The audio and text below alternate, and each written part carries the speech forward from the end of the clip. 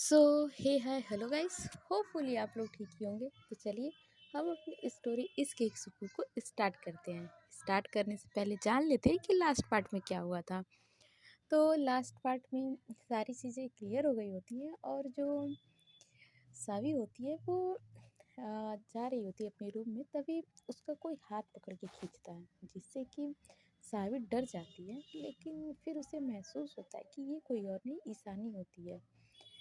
जहाँ ईशानी उसे हग करती है तो सावी उससे गुस्सा करते हुए कहती है कि छोड़ो मुझे, तुम हमेशा की तरह मुझे छोड़ के चली जाओगी। जिस पर ईशानी बोलती है नहीं, अब की बार नहीं जाऊंगी। और उसके बाद से ईशानी सावी के फोरहेड पर किस करती है जिससे कि सावी अपनी आंखें बंद कर लेती है। अब इसके आगे इधर ईशान बालकनी में आया, वहाँ आरू अपने हाथों को लपेट के खड़ी चांद को निहार रही थी।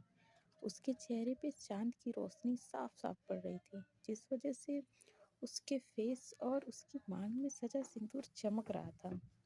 ईशान तो जैसे उसमें खो ही गया था। वो बिना पलक झपकाए उसे निहार रहा था। पता नहीं ऐसा उसमें क्या था कि ईशान खुद को उसमें खोने से नहीं रोक पा रहा था। तभी उसके कानों में आरू की आवाज़ आती है जिससे कि वो होश में आता है। आरू ईशान को बिना देखे बोलती है, तुम यहाँ क्या कर रहे हो? इस वक्त तुम्हें अपने रूम में होना चाहिए था। जिस पर ईशान स्माइल करते हुए बोलता है, अब हमारी शादी हो चुकी है, मैं तुम्हारा पति हूँ, जहाँ तुम रहोगी वहीं मैं रहूँगा ना। जिस पर आरू कहती है, जबरदस्ती के पति? तो ईशान बोलता है, अब जैसा भी हूँ सिर्फ तुम्हारा हूँ, कहकर वो आरू के थोड़ा करीब हो जाता है। जिस पर आरू चिढ़न भरे लहजे में कहती है, तुम भाड़ में जाओ। और इतना बोलकर वो वहाँ से जाने लगती है। लेकिन अचानक उसके कदम रुक जाते हैं और उसका दिल तेजी से धड़कने लगता है, क्योंकि ईशान ने उसे पीछे से हग करके रोक लिया था। उसके हाथ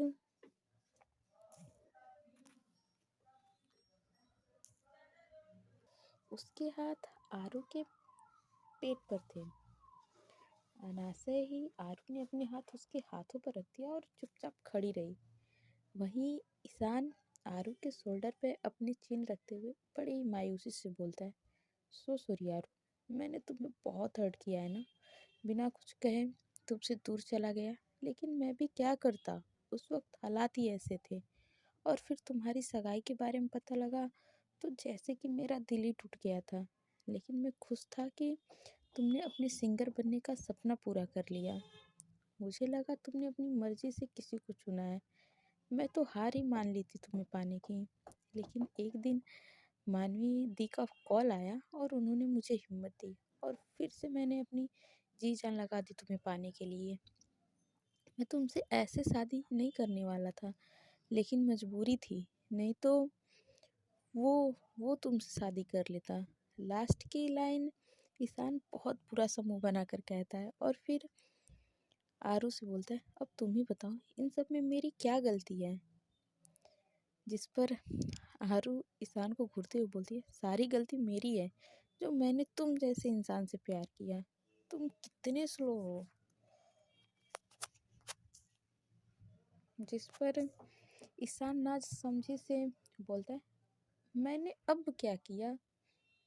जिस पर आरू उसकी पकड़ से छूट भड़कते हुए बोलती है, तुम भाड़ में जाओ, मुझे तुम्हारी शक्ल में नहीं देखनी। ये कहकर आरू वहाँ से जाने लगी, तभी अचानक ईशान आरू को हल्का सा पुश करके बेड पर गिरा देता है और खुद उसके ऊपर आ जाता है। इस वक्त दोनों बहुत करीब थे। ईशान गहरी नज़रों से आरू को देख रहा था और एक हाथ से सॉफ्टली उसके गालों को सहला रहा था। जिस पर आरू हकलाते हुए बोलती है, ईशान, ये तुम क्या कर रहे हो?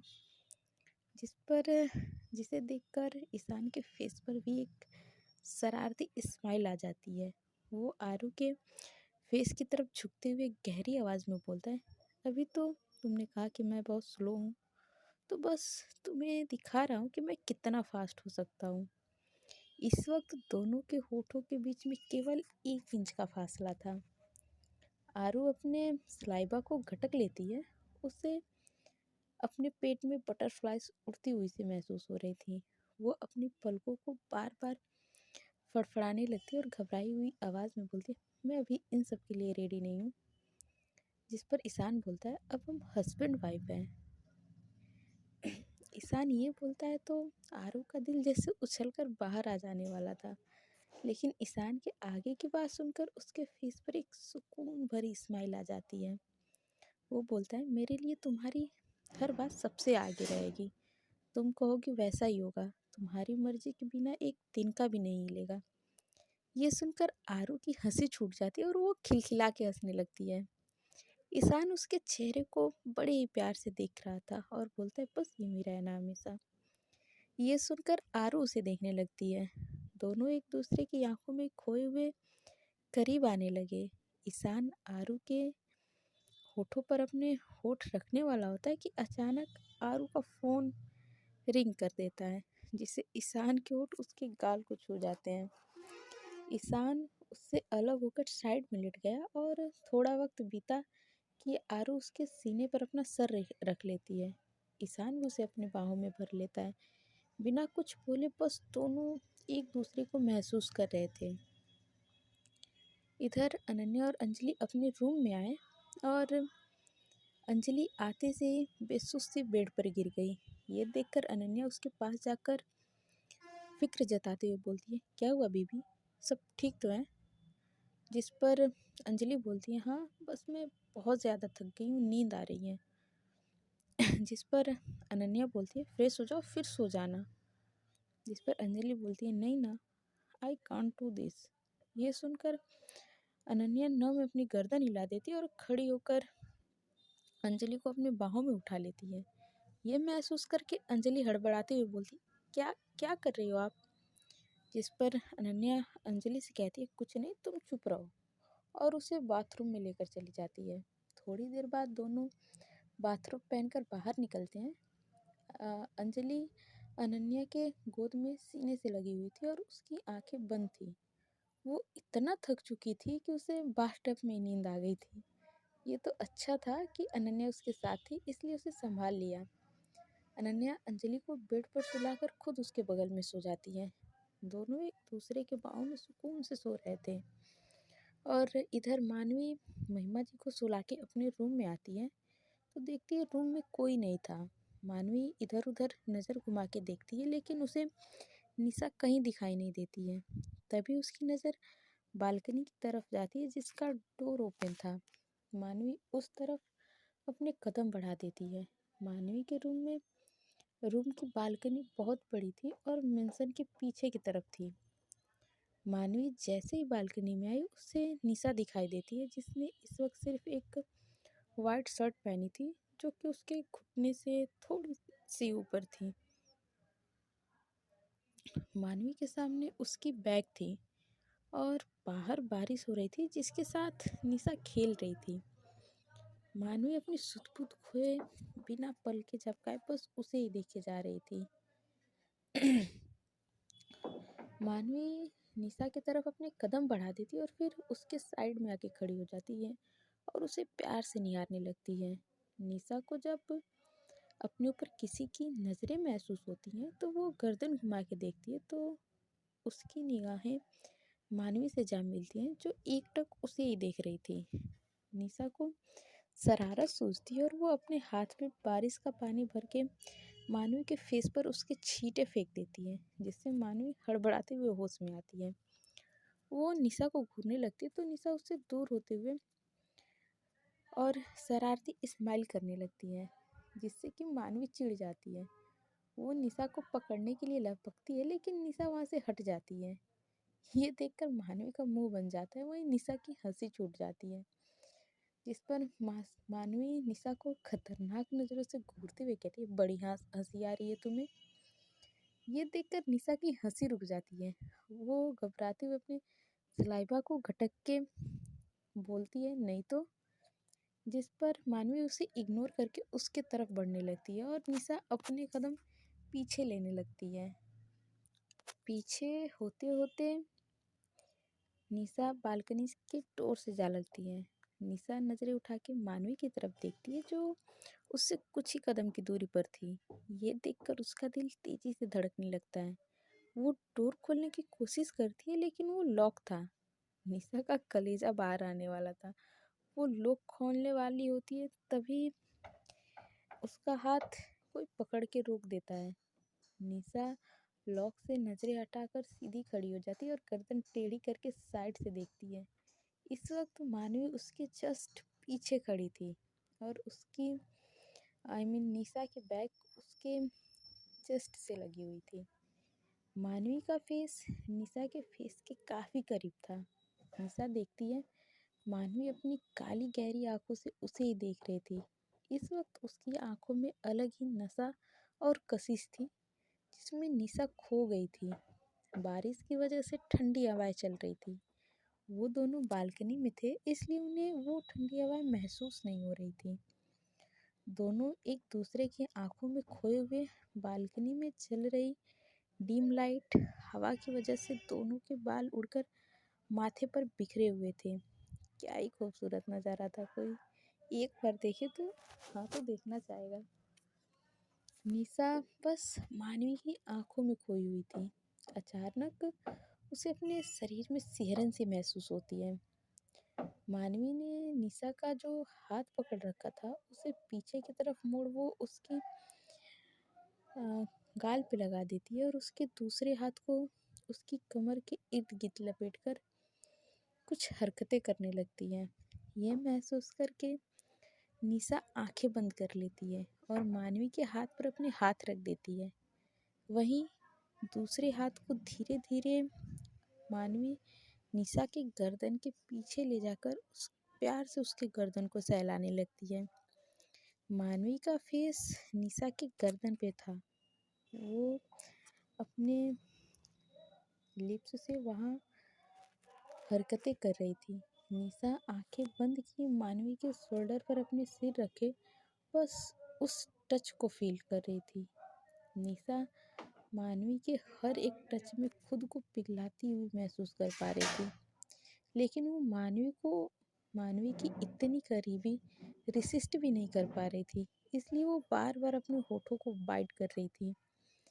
ऐसे ही कुछ वक्त बीत गया। निशा को कोई हरकत महसूस नहीं होती है इसलिए वो अपनी आंखें खोलती है तो देखती है मानवी उसे पकड़े एकदम शांत खड़ी थी। ये देखकर निशा उसकी तरफ पलटती है और मुंह बनाती हुई बोलती है, क्या हुआ, आप रुक क्यों गई? जिस पर मानवी के फेस पर एक टेढ़ी स्माइल आ जाती है लेकिन वो बोलती कुछ नहीं। ये देखकर निशा बुरा सा मुंह बना के बोलती है, कुछ बोलो भी। लेकिन मानवी कुछ नहीं बोलती, बस स्माइल करती रहती है। ये देखकर निशा और चिढ़ जाती है और मानवी के बालों को नोचते हुए गुस्से से बोलती है, हनी, जिससे मानवी की हल्की सी चीख निकल जाती है। ये देखकर निशा उसके बाल छोड़ देती है और छोटा सा मुंह बना के बोलती है, सॉरी, लेकिन गलती भी आपकी है, क्यों इरिटेट कर रही हो? ये कहकर वो मुंह फुला लेती है। मानवी उसे छोटी छोटी आंखें करके घूरने लगती है लेकिन निशा को इससे कोई फर्क नहीं पड़ता। उल्टा वो खुद मानवी को छोटी छोटी आंखें करके घूरने लगती है। ये देखकर मानवी नम गर्दन हिला देती है और कहती है, वाइफी, मुझसे ज़्यादा तो तुम डिस्परेट हो रही हो मेरे करीब आने के लिए। वो निशा को छेड़ते हुए कहती है। जिस पर निशा तिनक के कहती है, हाँ तो क्या, यह हक सिर्फ आपको ही है, मेरा भी पूरा हक है आप पर।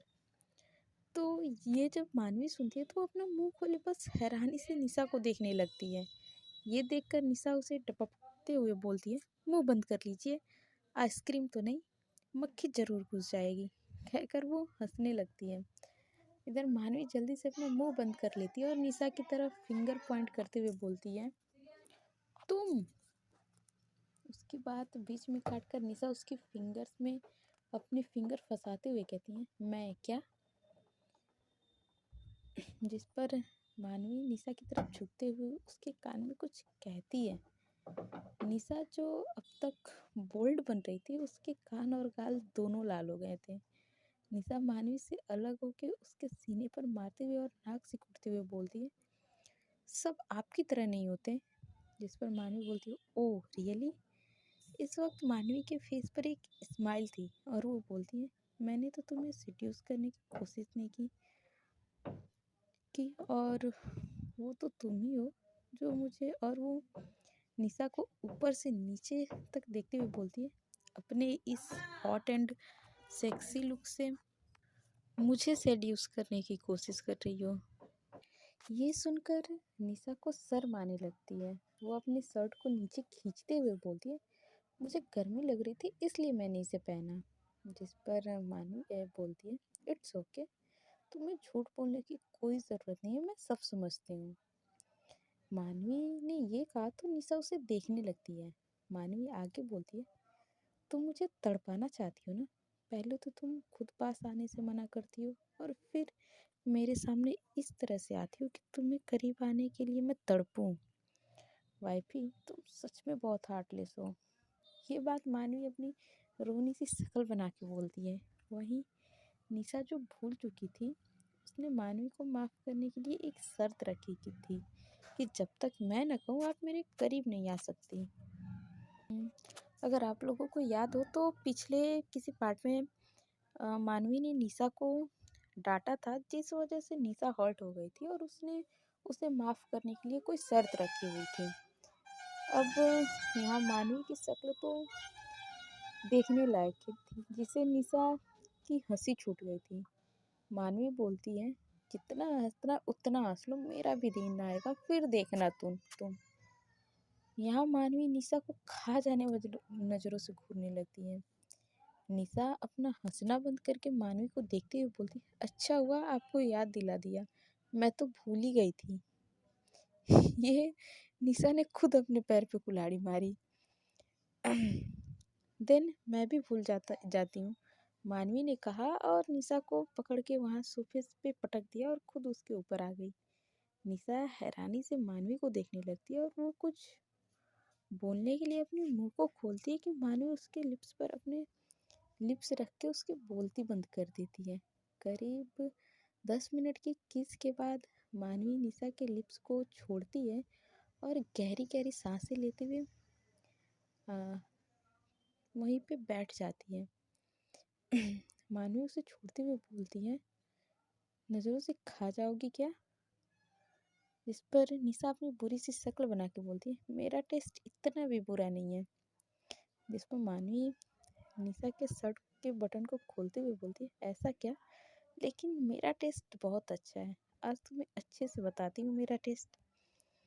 जिस पर निशा हकलाते हुए बोलती है, ये आप क्या कर रहे हो? जिस पर मानवी उसे चुप कराते हुए उसके लिप्स पे उंगली रख के बोलती है, चुप, कुछ मत बोलो। इधर मानवी निशा के शर्ट के बटन को खोल के उसकी शर्ट निकाल के फेंक देती है और निशा को अपनी नज़रों से देखने लगती है।